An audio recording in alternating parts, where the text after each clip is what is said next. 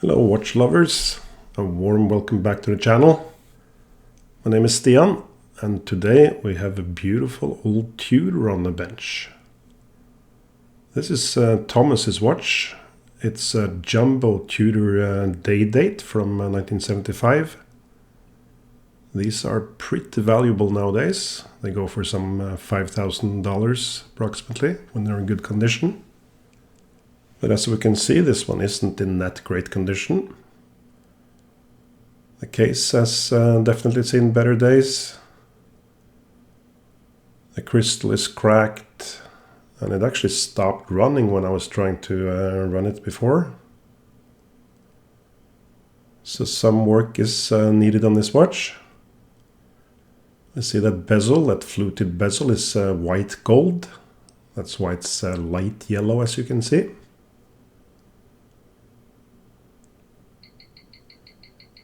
On the time grapher, the watch did start running and it's all right amplitude, but it's a very scattered picture. So some TLC coming up. I did this really gorgeous Tudor on the channel a while back, and I talked a little bit about the brand then. There is this, I don't know, kind of not really war, but some sort of friction between Rolex owners and Tudor owners. And of course, Tudor was started by Hans Wilsdorf, the founder of Rolex. And the stated purpose when founding Tudor was that they would use Rolex cases and Rolex designs, as we can clearly see this one has. But they would use more standard off-the-shelf movements than the kind of in-house movements that Rolex used. That would make the price point a little bit lower, so more affordable. So inside this watch we do find, let's say, off-the-shelf movement from Adolf Schilt, the AS 1895, which is absolutely a high-grade movement. But then somewhat cheaper than the Egler or Rolex in-house movements. I didn't point it out, but you might have seen that the date did not change over when I tried it initially. So let's see what happens. Well, or it doesn't happen. There was a small movement there, but that's pretty much it. So the date on this movement should flip over pretty much instantly. And for that to happen, you have this lever here, which needs a strong spring. But that spring has broken off. So that's the reason for the date flip over issue. I see someone has used their Sharpie also to align things here previously. Oops. Not really a good custom to leave those types of marks on the movement, of course. So we're going to remove them.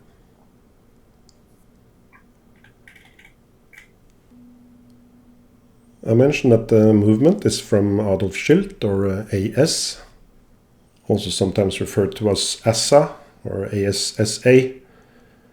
And SA is just French for Société Anonyme. So I mean, you cannot really be anonymous if your name is in the company. But anyway, Adolf Schilt was one of the major movement manufacturers in Switzerland. They were part of the first wave of consolidation in industry in the Depression years before the Second World War, so the late 20s, early 30s. And then later they became part of ETA, together with Eterna. And long story short, during the quartz crisis, AS did kind of fall under. So they were folded into ETA eventually, and you will still see some of their legacy in ETA movements. But overall, a very highly respected movement maker. So AS movements are good to work on in general. You can see this one is quite dirty. It's definitely been a few decades since this watch was serviced. And there's pretty massive end shake in the seconds wheel. And that might be what made the watch stop, as we saw initially. That kind of end shake is quite spectacular. I cannot recall having seen that bad. Unfortunately, I didn't get footage of fixing it, but basically you just have to adjust the jewel settings. So I pressed the jewel setting down a little bit.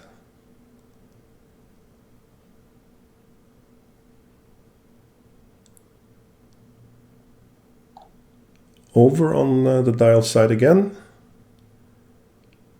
This watch is also a little bit different in that it has an off-center cannon pinion, which we will see in a second. So the cannon pinion is on the second wheel in the train, but the second wheel is not in the center. So we're going to take it off, and in the process we also press out the hour wheel tube, kind of accidentally, but it doesn't really make a difference. We're just going to put it in again later. This beautiful red stones we're taking out here are the jewel bearings for the balance wheel. The balance wheel is this golden wheel here. That's really the beating heart of a mechanical watch. And the pivots that it rotates on or oscillates on are so fragile that you need these special shock settings. So we'll lubricate those later. The automatic module is pretty simple, this watch, which is a good thing in terms of reliability. But it only winds the watch in one direction, so we will see the rotor spin a little bit every now and then.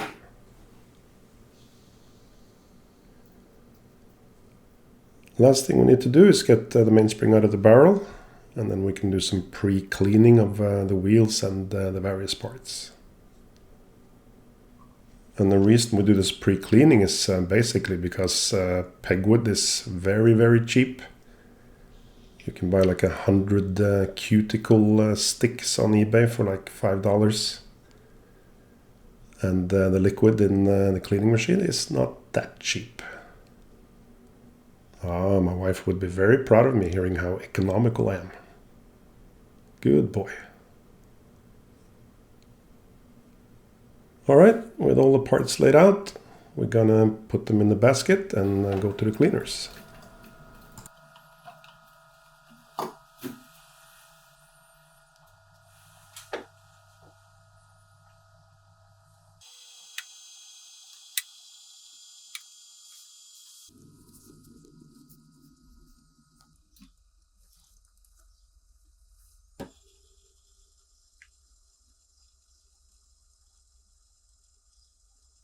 So while the movement is on a slow simmer for half an hour, let's turn to the case.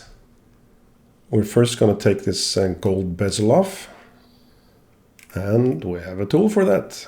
Whee! If you didn't know already, then it's a known fact that watchmakers spend all their profits on tools. There's always a tool, if not a new tool, then an old tool that you're probably never ever going to use, or maybe once. But that's what we live for. Another common Rolex and Tudor feature is this screw-in crown tube. And there is a tool that should grip the tube on the inside, but the notches are just too worn. So we're going to have to use a special Rolex tool. Hey Tony, bring that Rolex jackhammer over here. Yeah, a little bit on the left. Oyster. Good job.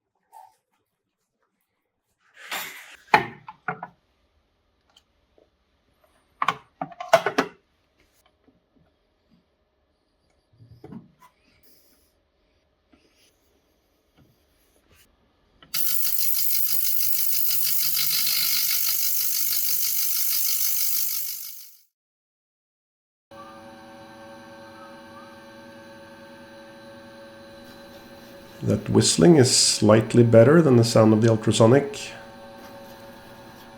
So what I'm doing, I'm using the lapping machine for the case back. The case back is almost flat.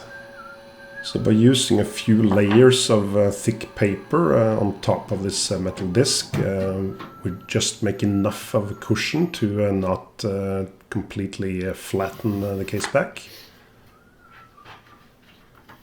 And then we can use a couple of different grits. We first take out the scratches with one grit, and then another grit, and so forth, until we have a very smooth and nice surface.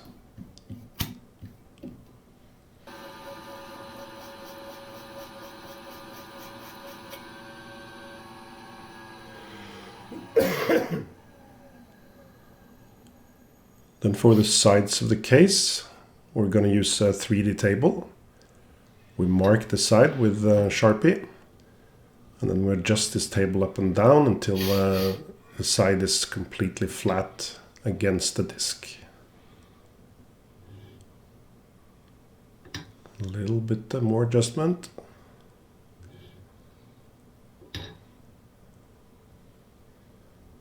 And when we take the entire width of the Sharpie off, now we're flat against the disc, and we can start lapping. With an old watch like this, there are always going to be some marks that are very deep. We cannot remove too much material. And for the case back, for instance, where there is an engraving, of course we want to make sure that the engraving is not destroyed. After the lapping, we go over to the mops, and we take out the tiny little scratches and get a high luster. And this case has a radial brushing on the front. So that is how we recreate that. Again, we're not really taking off any metal, we're just rebrushing it. The final thing we need to do is to recreate that high polished bevel that should separate the brushed face and the polished sides on this case. Pretty high risk to do that by machine, so I'm doing it by hand. And yes, that does give a sort of zen feeling.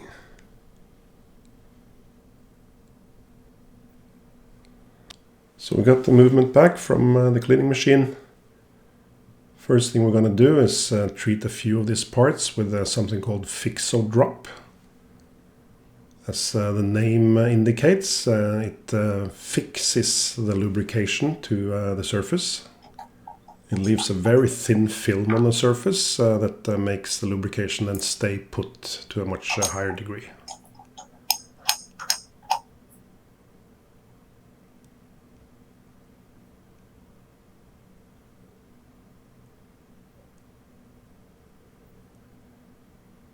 So we're soaking the escape wheel and the capstones.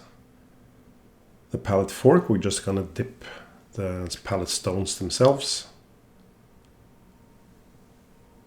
And then we're going to put the pivots of the escape wheel into some pithwood. And just for old time's sake, we're going to do that with the pallet fork as well, even though we didn't actually dip those pivots. Old habits die hard. For the capstones, we're going to put a tiny little drop of oil.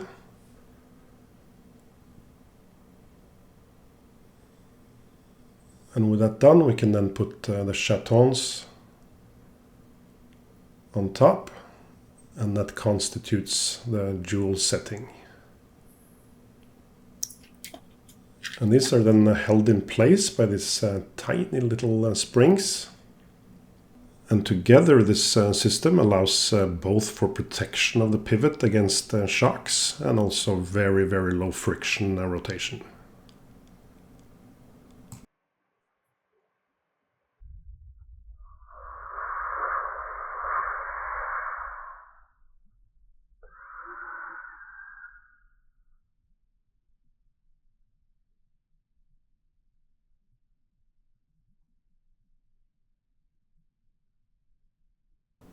With the balance being in good shape, we can then turn our attention to the barrel and the mainspring. We are going to reuse the mainspring that was there already. The only thing we need to do is to lubricate the barrel a little bit. And as an automatic watch, the mainspring will slip a little bit inside the barrel once it gets wound up to a high degree. So we're also putting a little bit of braking grease on the inside of the barrel to make it not slip too easily.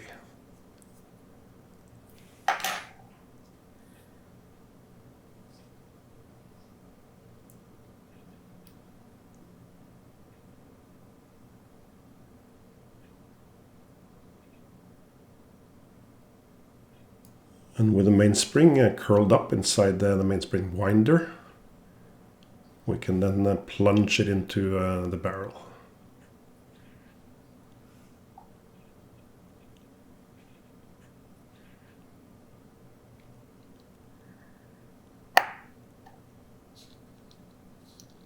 Funny enough, the barrel stuck a little bit on the mainspring winder. But there we have it.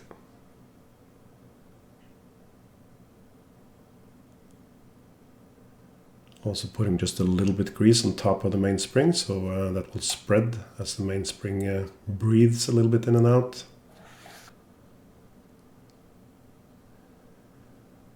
In general, we try to lubricate every friction point in a watch.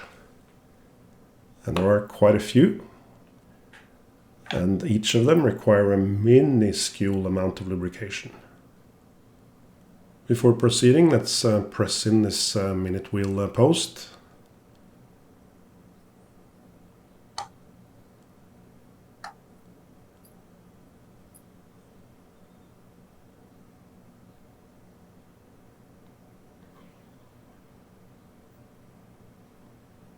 Here we have the center wheel.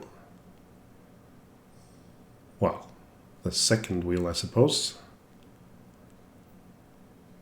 One of the, let's say, issues with the English language is that second and seconds are kind of related. So when you say the second wheel, that might lead someone to think that that's the wheel that actually shows the seconds.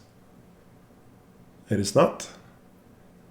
In old watches it used to be the center wheel, but nowadays it's very often off-center. That does allow for a slimmer profile on movements also, so you will see that a lot in more modern watches. Now, as mentioned, I did have to adjust the jewel for the seconds wheel, but unfortunately I didn't get that on camera. So going back a little bit to this whole Rolex and Tudor thingy. So Tudor quite recently began to produce their own in-house movements, and they have been moving a bit upmarket. You used to be able to get nice Tudors for quite a lot less than Rolexes. Let's say maybe a little bit less than half for quite comparable watches. But then, of course, the Tudors would have off-the-shelf movements, typically ETA movements. And one of the channels I like to watch myself is the Time Teller. And he had this little thing a while back that Tudor isn't Rolex. And no, it isn't. Personally, I don't think it's anything to be, let's say, ashamed of. It's not like Tudor is poor man's Rolex, as some will have it. I think it's absolutely an interesting brand in itself. Personally, I would definitely prefer this Tudor over a lot of Rolexes. I'm not a big Rolex fan, to be honest. I think it's a very overrated brand. Good tool watches, but nowadays mostly used to show how much money you have. But let's not start a flame war on that. Or maybe I just did. Oops.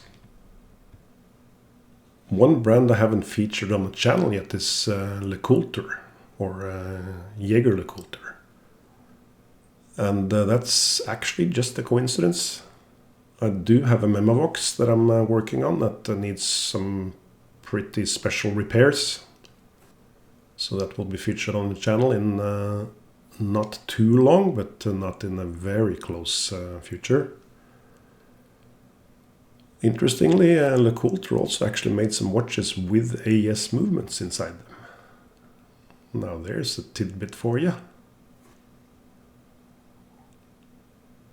One thing Tudor did with pretty much all the movements they used was to increase the jewel count, or use the max jewel count the Bosch manufacturer could make. And here's one example of that, an extra capstone on the escape wheel.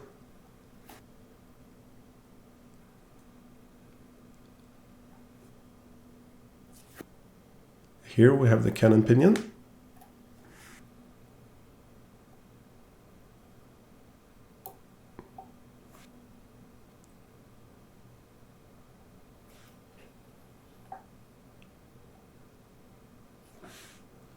A little bit unorthodox motion works on this watch, but that just spices it up a little bit.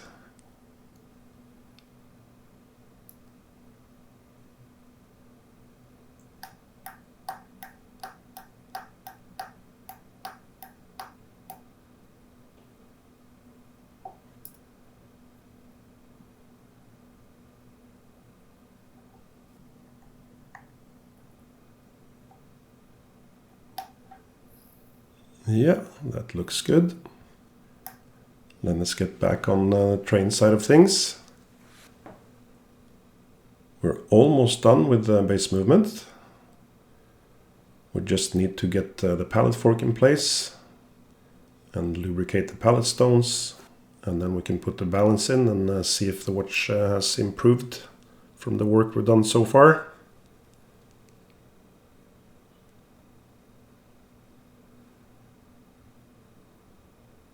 We always want to be a bit cautious with the screwing down the cock for the pallet fork.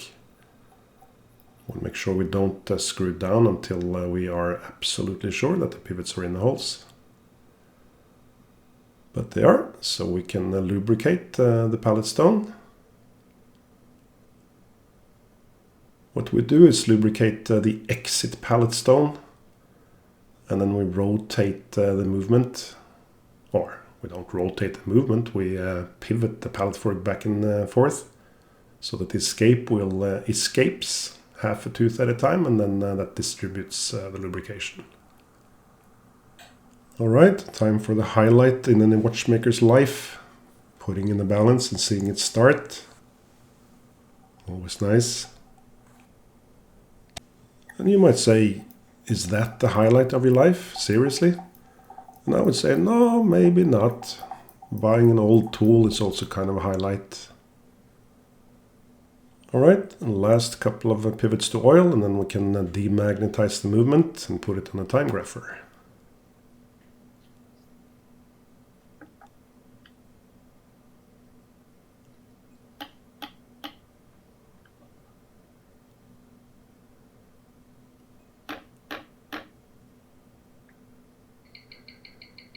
And lo and behold, it didn't take almost any adjustments to make the watch run really nicely. So that's always good to see. So with the base movement ticking happily along, we can start assembling the automatic module. Very simple module. No fancy schmancy stuff going on here. It is often subject to some wear, but this one looks alright. It is still possible to get parts for these watches. We'll see that in a minute. But they are getting more and more expensive, of course, as there get fewer and fewer of them. So that's one of the downsides of having an old watch. But as I also mentioned before, these watches were really made to last. That's not really the case nowadays. Nowadays, the shareholder is more important for the watch companies than the customers. So nowadays the business model is really to build something that lasts for 5, maybe 10 years. And then they're going to charge you for replacing half the parts. Very cynical. But yeah, that's how the world is nowadays. And yeah, you do get more grumpy with age for sure. I always considered myself a pretty easygoing person, but I do get grumpier and grumpier by the day, I think. I'm gonna probably start swearing and cursing in the next video even.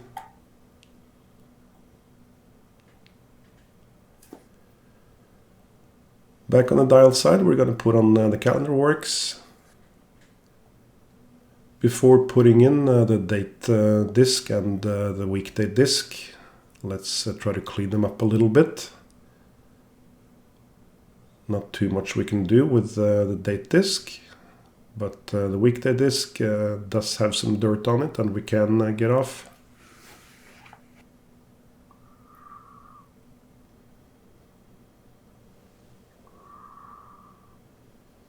I am your father, Luke.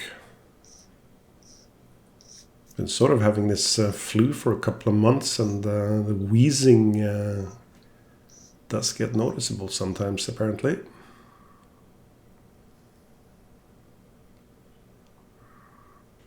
Use the force, Luke. There we go. We can see that probably this watch was stuck at the 6th for quite a while. So there's a discoloration there.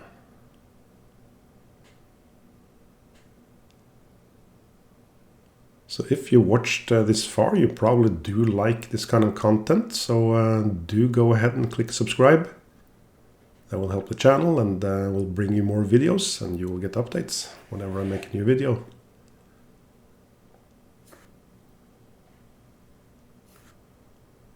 We got this replacement part. This is the spring for the instant date flip over. And it also serves as a cover plate for the hour wheel.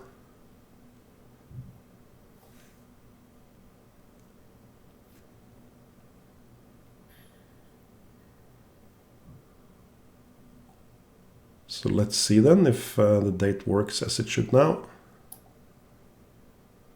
Yeah, there we see the instant flip over, and if we turn the hands back a couple of hours and then forward again, we have the semi-quick set.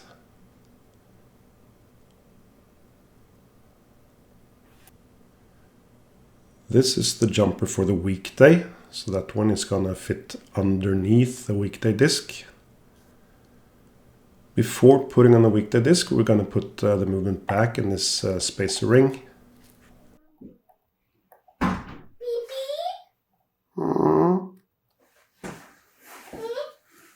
Lois, may I take off your shoes then? Why do we always have to take off our shoes? Because it needs to stay clean in here, Esme. Yes, cleanliness is next to godliness, or so they will have it. It is always a challenge trying to keep your workshop clean. There's always too much dust in whatever you bring in and when you open the door and so forth, but the kids are now used to having to take off their shoes. So that does help a little bit.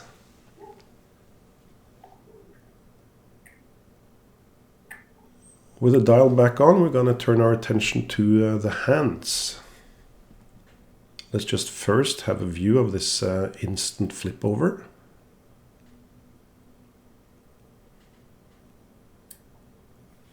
That is indeed pretty instant. Let's see it in slow motion. Ooh yeah. So for the hands, it was not very easy to see, and I didn't point it out before, but the minute hand, the loom was pretty severely cracked. So it would come off if we didn't do something now. So what we're going to do is first remove the old loom. And we're of course going to have to do that in both the minute hand and the hour hand. Otherwise they would look differently, and we don't want that. So we're first simply scraping off the old loom very carefully, so we don't distort the very thin metal. And then we clean the hands in a cleaning solution afterwards. Ooh, ooh, ooh, ooh, ooh.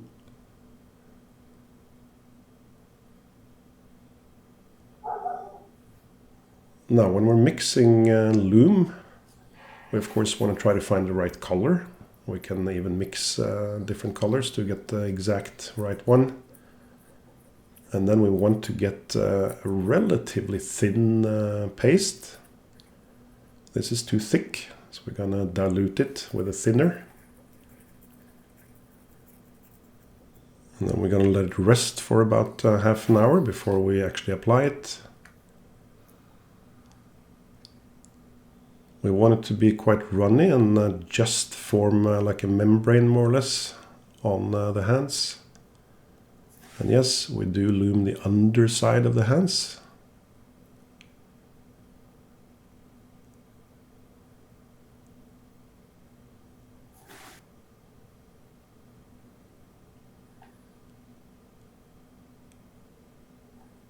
All right. And then we'll let the hands rest for another half hour, and then we can put them on.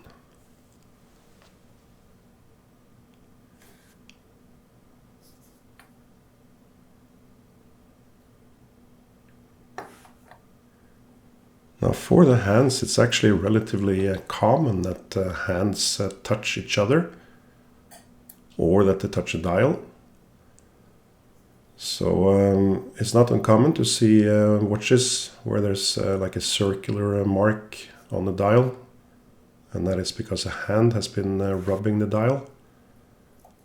So what we want to make sure is that the hands are parallel to the dial, and thus also parallel with each other.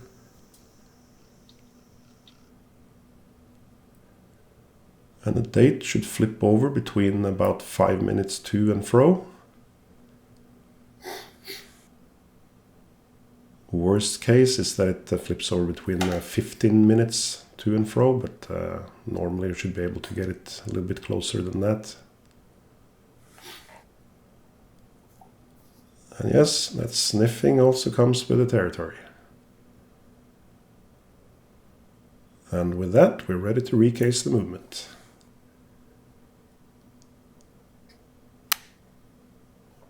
That old crystal needs a replacement. Before we're putting in the crystal, we're gonna put in a new crown tube. And this one actually does fit the tool, or vice versa.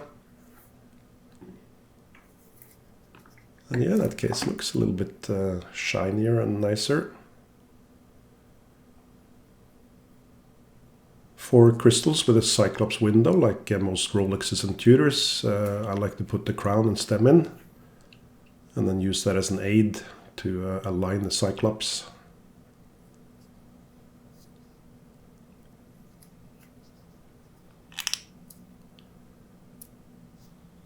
And then to really press this crystal home, Rolex and Tudor has this bezel that's pressed pretty darn tightly on. Personally, I always find that very uncomfortable having to press that bezel on, because you sort of feel like you're going to break something.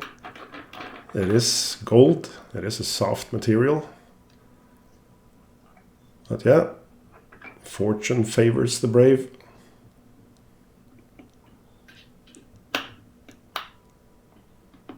Those are actually good sounds. Not the sniffing, but those pops. It means that the bezel is slipping down towards the case.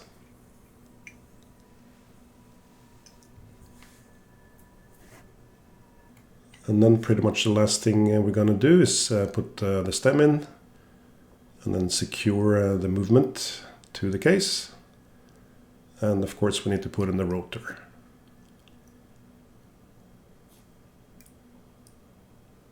We're also going to splurge on a new case back gasket. The old one had gone from being rubber to becoming something very solid and brittle. Again, I didn't actually get that on tape. Another thing I also didn't get on camera was a new crown gasket. So I put in a new gasket for this crown. What that means is that the crown will stick out a tiny little bit more than it will after a while when the gasket has been compressed a few times. For the rotor, we're gonna lubricate the ball bearing. We use a specialized liquid for that also, something called Lubetta V106. We use Lubetta V105 for reverse wheels, and I have no idea what the previous 104 versions were for, but let's just assume they learned from them and then made some really good 105 and 106.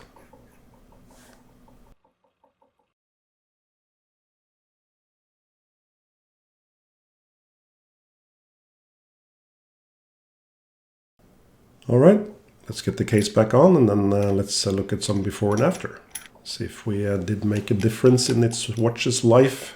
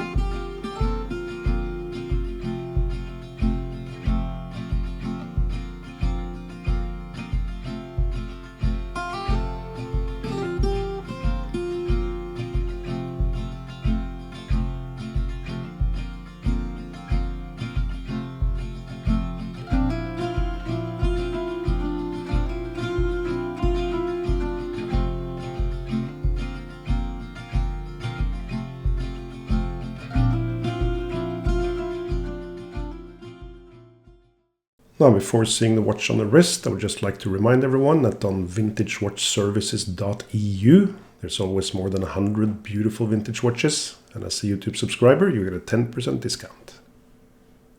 Now, there she is, a fabulous jumbo Tudor Date from 1975. And with a little bit TLC, this watch is spectacular. Hope you enjoyed this video. If you did, then clicking like and subscribe will really help the channel. We'll be back with another video soon. Until then,